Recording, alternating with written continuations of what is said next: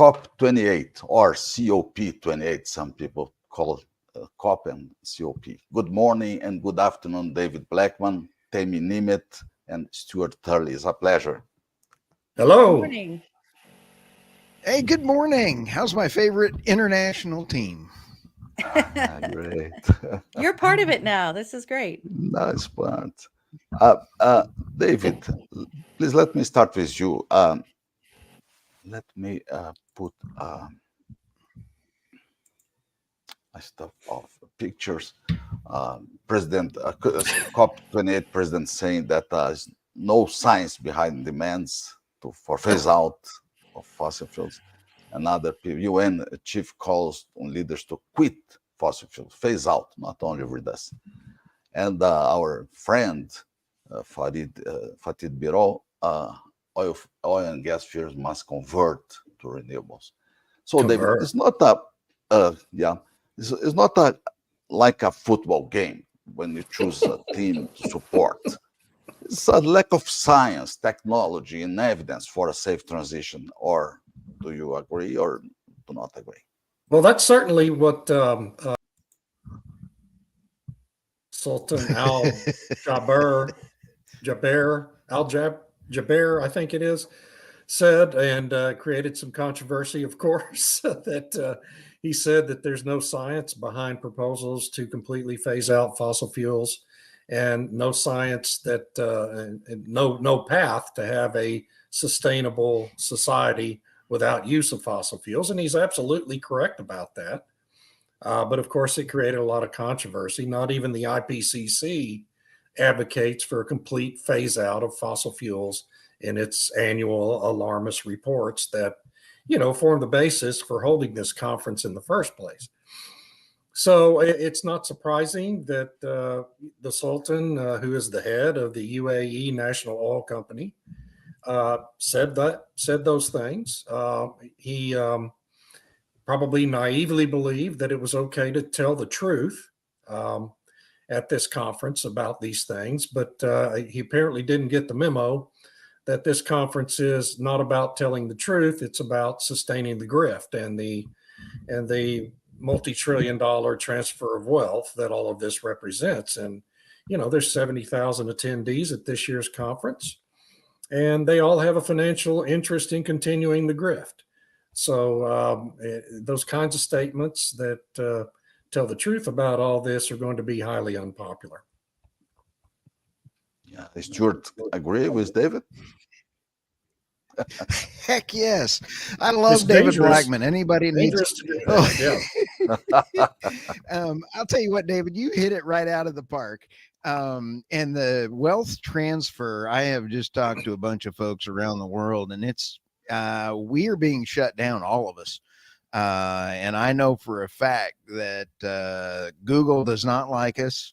Social media does not like us. And it is the elite against humanity. Let's not forget what this is all about. It's a wealth transfer against humanity. Armand, I can't believe that this is such a despicable topic that we have to do. Sorry. No, I'd like to add one thing in there. So when he was talking about there's no science behind it, I think one of the things he was meaning was that there's no science that says if we stop using fossil fuels, the temperature will stay the same. Right. Like it'll be an immediate 1.5 degrees, whatever. And he was really pushing back on that. And then we have John Kerry today saying, oh, I've got all these climate scientists who say you're wrong. And this is all the science there that backs up whatever. And I think I think Stu's right that there's a movement to basically undermine modern civilization the way we have it with the technology and whatnot. Because if it's truly about emissions and they have carbon capture, which can reduce the emissions, then why do we have to ban fossil fuels? Why do we have to keep it in the ground? Right? So is this about emissions or is it not? Yeah. But Dr. Tammy, you are a doctor and a scientist. So tell us how science can having a good approach for this problem that we have nowadays?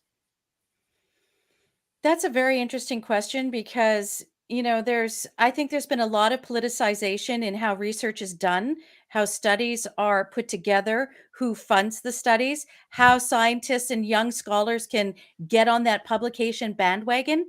And there's a lot of politics involved.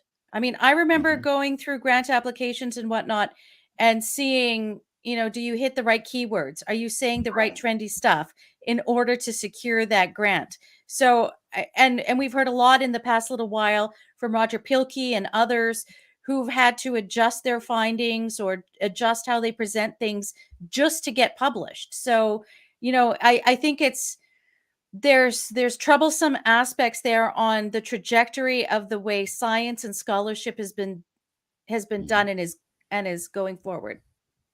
Perfect, perfect.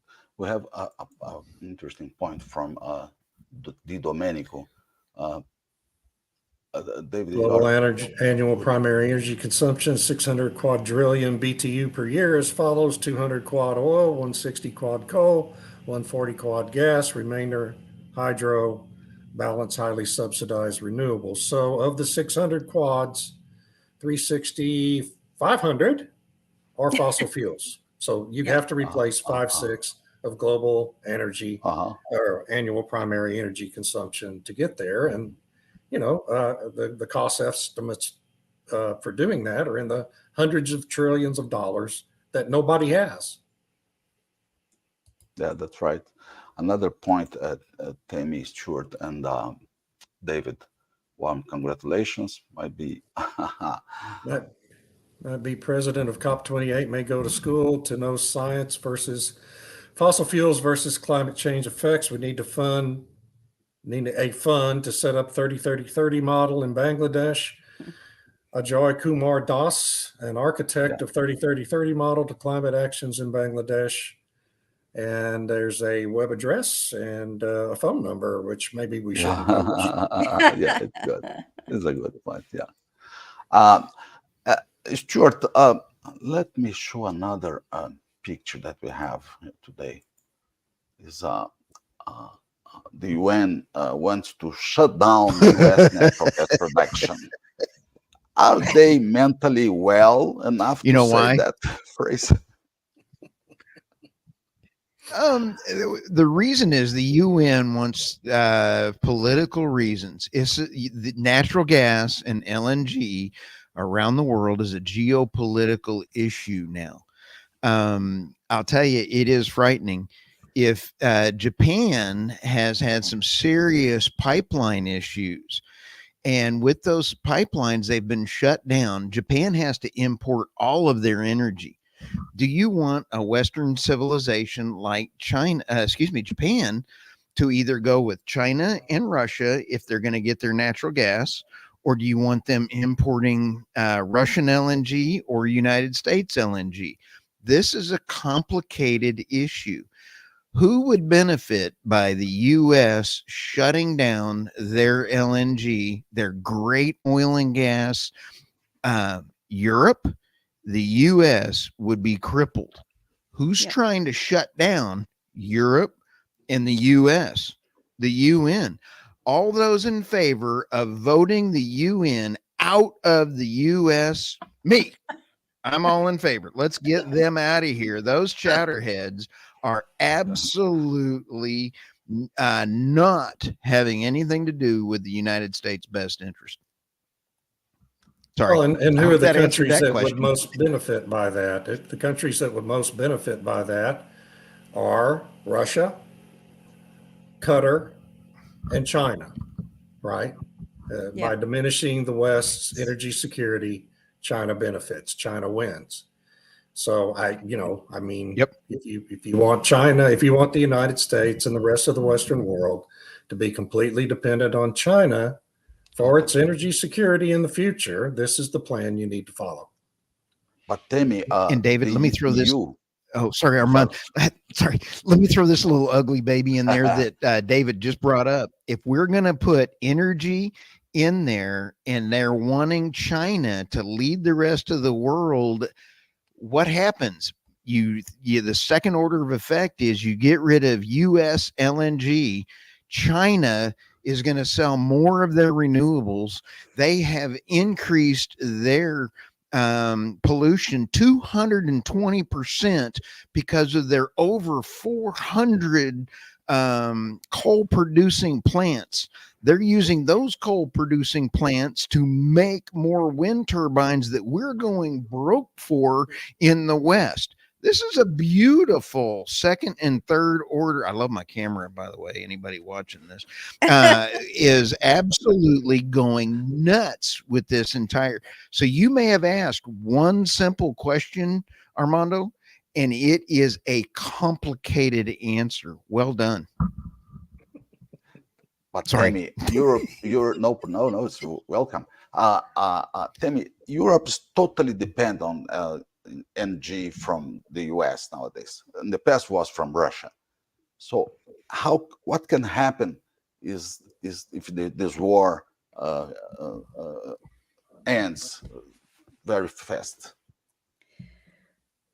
That's a good question. I'm not sure. I feel like they're burning bridges with Russia. So that even if the war ends, they're not going to go back to having that relationship with Russia. That's You right. know, it might build up over time, but the way it's currently going, it would seem no, that's not the case. And with respect to wanting to stop America from producing LNG, Canada's first LNG facility, the pipeline to it has just finished completion and it should be starting up next year. So To Canada will export? be able we'll be able to Oh, export from the Pacific on the coast of British Columbia. And you know, there's potential markets there. Taiwan is completely dependent on the various choke points um, to get their natural gas from the Middle East through the Straits of Hormuz, then through the South China Sea, which China controls. If China were to try and make a move against Taiwan, it would be so easy to cut off the LNG tankers going there. So Canada has an opportunity to help out on the West Coast there, sending the natural gas, whether it's to Taiwan or Japan, and help alleviate some of the pressure on the United States that's been exporting so much. So I can understand why the UN, which is, you know, I hate to say it, quite beholden to China in many respects, to be pushing these ideas that would definitely give China the advantage going forward. And, you know, they keep talking about that we're in this, you know, crisis in the relationship with China and they need to decouple and this and that and the other thing. Then why would you want an energy policy that gives China the upper hand? Because that's what this would do. but Tammy, France tried to import from Canada 1 year or 2 years ago gas after it started the war, Mhm. and Yeah. Canada refused to export. What's the reason for that? Well, because we don't have any natural gas pipelines going to the Oh, East Coast, and we would oh, have to build it through 4 other provinces, 2 of whom said there's no way in heck they would give permission for the pipeline to cross their borders in our own mm, country. And even though Germany said we would really like your natural gas and so on, that we don't have a facility on the East Coast, but we do have one that's, you know, will be ready to go next year on the West Coast with I think 3 more in the pipeline. So there's the potential for 3 more floating LNG terminals for export at some point in the near future, barring any you know, kind of crazy federal position to say no more exports. Yeah. great, great. Let me bring a challenge for you. Shut down. Don't Ah, EVs and heat pumps need powers? Well, yes, they do, obviously. You know, and that's going to be a growing problem here in the United States because the Biden policies of shutting down coal and natural gas power plants are creating a real but crisis. I mean, we're going to have a crisis in baseload power generation in the near yeah, future. David, but closing and natural gas and coal, replacing with what? Well, they think they can replace it all with solar panels and big windmills and batteries that have a 3-hour cycle time. I mean, this Yeah. is literally what they think, and it's insane. I mean, it just doesn't work. Reality does not function and doesn't care about these fantasies. Oh my God. Well, it's kind of like what, Oh, like Al Jabbar said it correctly when he said, "What do you want us to do? Go back to caves?" Because right. ultimately, if you stop all this energy use, what's what's the result? Do we go back to living like it was in the late 19th century, early 20th century before electrification? Or, you have a minimal amount of electricity, which means then you have to give up a whole bunch of things in how you live your life, which, they're talking about how climate change hurts women. Actually, this environmentalism hurts women. It takes away our ability to have labor saving devices, because when you can't use your washing machine, who's doing the laundry by hand? Well, it'll be women. Oh And my if God. you can't use the dishwasher, who's doing the dishes? That'll be women. So, this environmental movement is actually very much against women. It makes life harder for us. Impressive this. Not in my house. Well, good for you. But Dr. Temi, imagine that you are a Brazilian person. Oh, well, you are very welcome. Do you see Brazil always promising only, like I see, fighting fossil fuels at COP28 and at the same time joining OPEC? And, Armando, Honestly, I feel like they were holding that up as a shield. Look at us. We're going to do all these green financing policies and so on. But hey, we're going to join OPEC. Yeah. So, as an observer, apparently, just as an observer, to have a seat at the table. Yeah, David, but what's the reason that the US is not part of OPEC? It's the most important producer in the world today. Well, that's people have asked that question in recent years. When OPEC began, of course, it was this cartel of oil exporting countries, and the United States was the main consumer of their production and wasn't producing all that much at the time. Now, of course, we're the biggest producer on earth and still the biggest consumer of crude oil, although China's catching up pretty rapidly. Um, so whether it would make sense, I don't know. The United States does have an advantage of not being in OPEC and, not being part of those monthly negotiations and quotas and all that. And the main problem with the United States being in a group like that is our government has very little ability to control how much our industry produces, because we have a free market and thousands of different companies drilling wells and producing them in the United States. And, for our country, that's a much better system that we don't want to lose. With independence, it's short. Yeah. So there's no control. Well, Oh, I mean, it, the history of OPEC, sorry, the history of OPEC was created specifically to go against the United States. So I really don't think that there's a way for the United States to join OPEC. That's just, not something I think that's reasonable. Yeah, that's right. Dr. Samir is asking, you will have a record of this. Yes, in YouTube Oh, you can yes. find, and in LinkedIn you can find too. and it's available on all podcast channels. Oh, And YouTube. and Stuart's our Yes. And YouTube. Yes. and another Andrew point. Munoz, U.S. is U.S. is privatized. privatized. Yes. Yeah, Free market good can point. control it. Yeah, exactly what David mentioned. Yeah. And Uh, Tammy, sorry, Tammy, I think our current in the United States, current government and administration are so evil when it considers the rest of the world.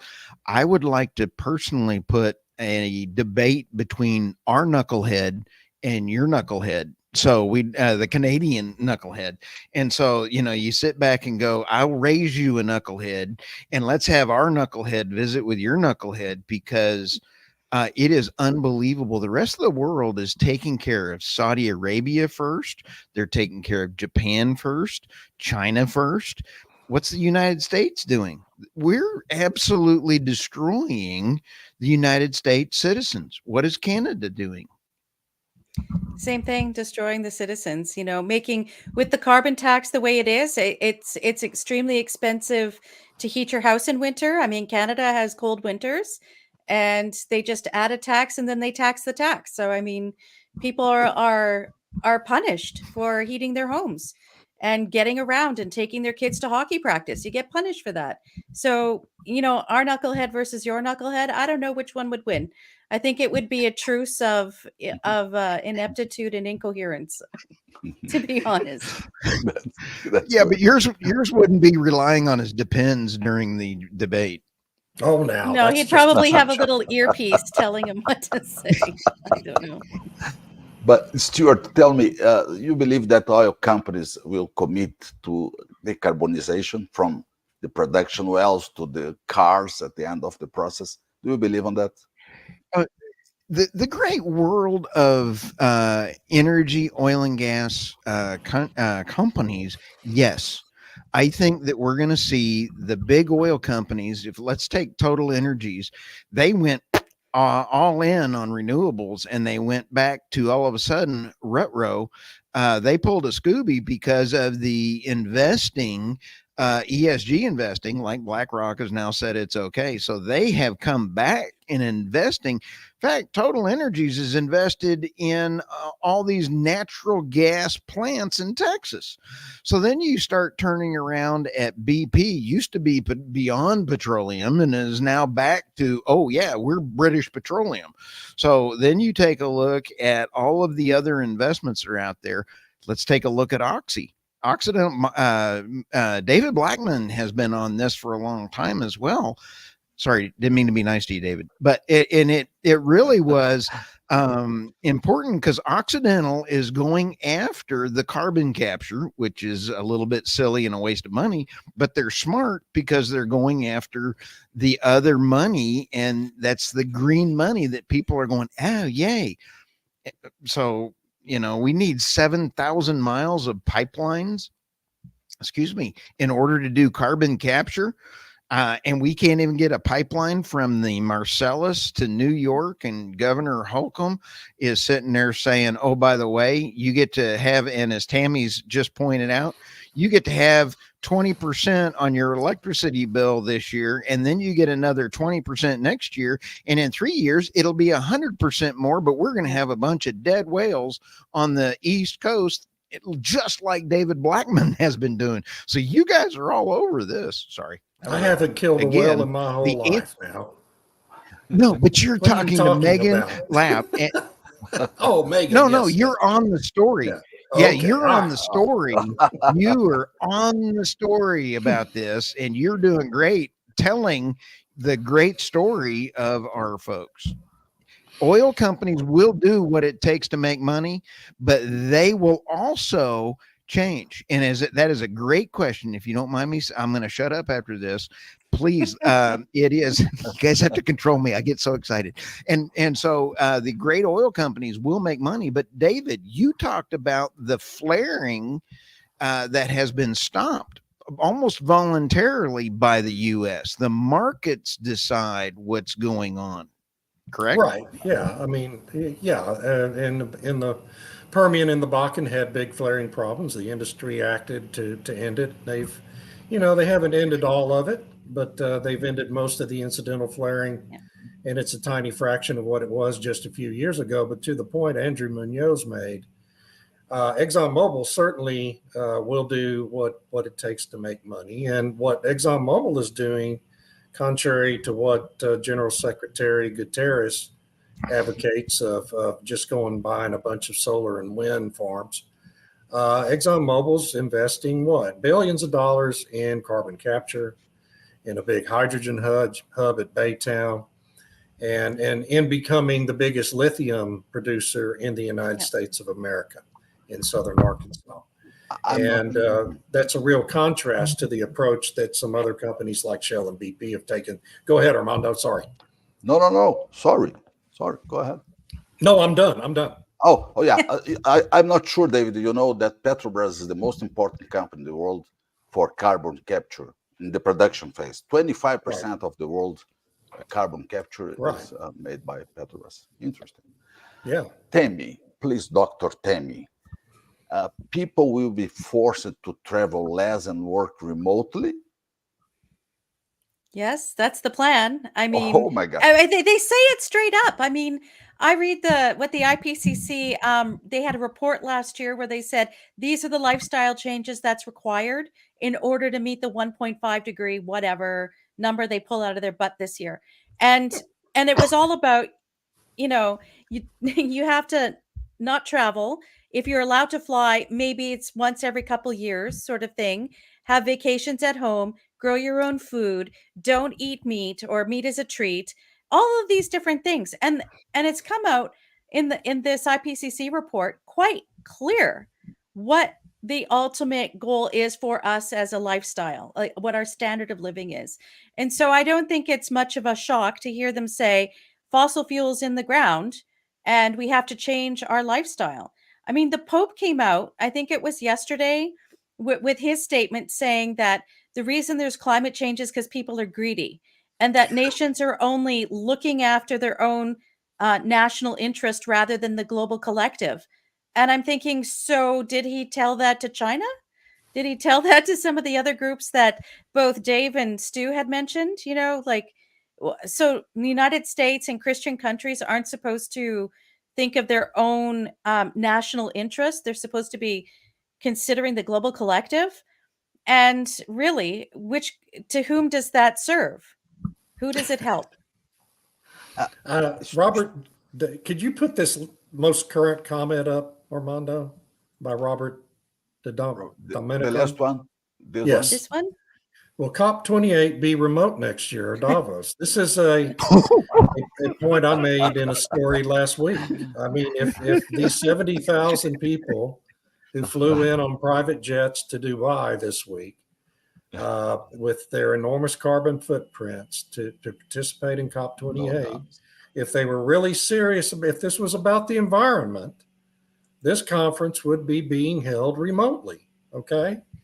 If it was about the environment and emissions, that's right. Would be the first thing they would do. Yeah, sure. But 70,000 people there. Right. Yeah, but this is about doing business. This is about getting in on the wealth redistribution, getting a piece of that multi-trillion dollar, hundreds of trillions of dollar pie. And that's what it's about. So no, they'll never do any of this remotely because it's harder to make business deals remotely. Yeah. Well, can I add one thing there? My sense is that there's a growing shift to stop the COPs the way they're currently structured and to create a new entity that will do basically little COPs all through the year on an ongoing basis with a smaller committee that has designated stakeholders and so on. There was an open letter that was brought out in February outlining 10 principles of doing this. That new global climate change committee, whatever, that Mary Robinson's a part of, these elders, they put forward a proposal doing something similar just a few weeks ago. So my sense is that all this hype with the hypocrisy and all of that is to lay the groundwork to convince people they need a different system. And this system will exclude oil and gas companies and producing countries and so on. That is brilliant, actually. If that's the plan, this is a perfect strategy to get there, right? Yeah. Having an oil company in charge of the event. And wow, that's brilliant. I hadn't thought about that. Thank you, Tammy. That's a good point, Stuart. Do you believe that is there an agenda, a control agenda, clear agenda to run close to the energy transition? Oh, absolutely. There's an agenda. And Tammy is already alluded to, I mean, talked about it, the 5-minute cities or 15-minute cities. She brought up a fantastic point of a steak treat or, a rare steak that you dream about, or, okay, we have Bill Gates that says climate change is not real. I was just kidding. Look at that. I mean, he goes squirrel. The other thing, Bill Gates, GMO on all of the seeds and fruit have crippled and canceled seeds. So if you buy an orange anymore, this is COP28. You can't grow it. Very, very important meeting. The issue of health and climate will be discussed at length. That's never gotten the attention it deserves. The issue of food systems and how with climate change, a lot of farmers aren't able to grow their crops, which is a tragedy for them. We'll talk about using innovation to absolutely solve that problem. And a lot of great young companies are here, and the big companies will come. We'll see a lot of partnerships that come out of this. So it's a good milestone in a very big challenge. If he They flew over can't grow there their on, crops because fertilizer's being banned. Yeah, sure. The three stories for you, but was so important to give you more space to More comment now. dates. Oh, he is such a squirrel. The only time I met Bill Gates, I offended him so bad. He had a blood vein go across his forehead, and I wish that I had had more time with him than I did. But if you know how much of a knucklehead I am, if I can make him mad, it was a great day. Here's the problem with him. He's buying all the farmland in the US to shut it down. He's doing what Mark Masters and I have been talking about, and that is he's ruining the family farms. They're also making it so, as Tammy was saying, they are making it impossible for us to have the victory gardens of World War II, so we can't grow our own food thanks to Bill Gates. Bill Gates is a hypocritical son of a gun that when I squished his hand, like I squished his hand with the most firm handshake I possibly could. Maybe that's why he had the blood vein going across. That man is an evil against humanity. I'm sorry, guys. You can throw me off if you want. I apologize. I am so bad. Thank you. Can I'll I go add put one myself thing? in timeout. He talked about this is the first time at COP that they've had it about health, that there's a health thing, whatever. And you might be interested to know that the first ever World Health Organization climate health envoy is Dr. Vanessa Carey, John Kerry's daughter. Oh my. Oh, I mean, she's a there's some brilliant political graft. But still, my goodness. Is she an honorary doctor? no, she's a real surgeon in Boston. Oh my goodness. So, Tammy, I did not know that. That was a fabulous point. I'm going to go throw up. The reason is because if we think Fauci is the richest guy on the planet and he's had so much money from Pfizer, we are going to get shut down. Armando, I am so sorry you're going to get your YouTube channel shut down because, as we all know, you mentioned something bad about the supposed that's okay. shots. We have a lot of other platforms. Is this going to open up? I can use David's one. Yeah. Yes, I'm going to transcribe this and throw it out on energynewsbeat.co. We get lots of traction, and everything I can push out from you guys goes out. Sorry. Okay, we have 5 minutes more because David has an appointment or an agenda, probably interviewed by someone. Smaller cops all year. That's the shit hitting the fan. Well, yeah, Seriously. it's a big fan too. Isn't it? Yeah, let me go to the last point, please. Carbon credit offsetting is something that sometimes I cannot understand very well, but this market is something clear, fun, or is a dirty market? Regular. Well, it's how Al Gore became worth over $300 million. Yeah. Participating in a carbon credit scheme that, I mean, some of it's great, plant trees. If you want to take carbon out of the air, plant trees. That's one way to have credits against your carbon emissions is plant millions of trees. And that's a good thing. There's nothing inherently wrong with that. It's the accounting for them. Yeah. That is inherently fraudulent. And we all know it. And everybody at COP knows it. But, after this event is over with 70,000 people and thousands of private jets flying into Dubai, there's going to be an enormous accounting of this enormous carbon footprint. And they're going to offset about 2/3 of it with fraudulent accounting for carbon credits. Okay. And that's what they do every year. And it's just all a big scam. The whole thing is just this enormous scam. And you have to give them credit. It's the greatest scam ever invented by humanity. Okay. And they've incorporated all the world's governments in it, the news media, and it's just, it's fantastic. I give them credit. If I Let can me throw, add to let that, me- okay, you go ahead first, Stu, and then I'll go.